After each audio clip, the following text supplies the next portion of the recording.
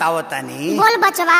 रोटिया के नींद दिन के चैन उड़ाती है, चैन उड़ाती है। क्यों ना गाँव के है इस बबुआ? अरे चाची तू हर बाची सपना में आती है। हाँ हाँ चाची तू हर बाची सपना में आती है।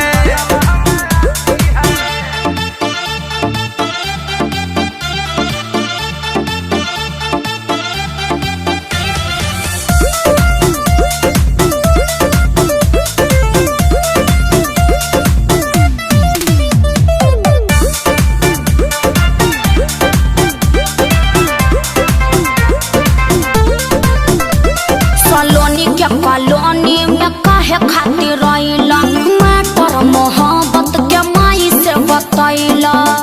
हऊ प्रेमी हई ना की करी इंतजार हो, रतिया में बतिया ना कइलू भइल मुड बेकार हो।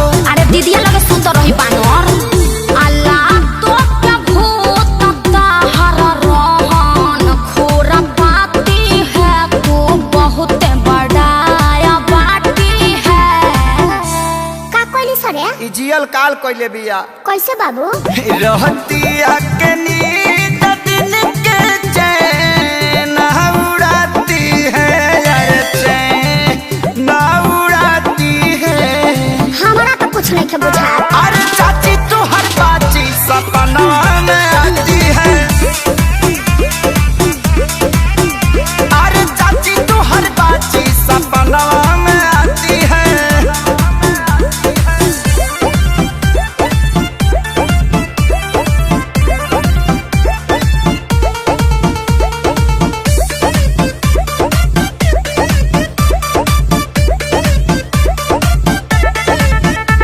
प्यार हो पवित्र तू कैल बदनाम हो, कोतिया दे का कहीं है भगवान हो।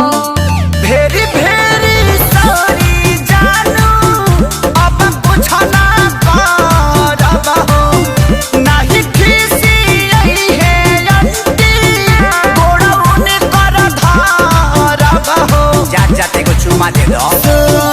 धरवाना खेसारी तू तो अखिलेश का संघाती है, यार साफे ससुर के नाती है। ससुर जी के बेटा है, समझा दे चाची। चुपचाप बांध होकर चल जा।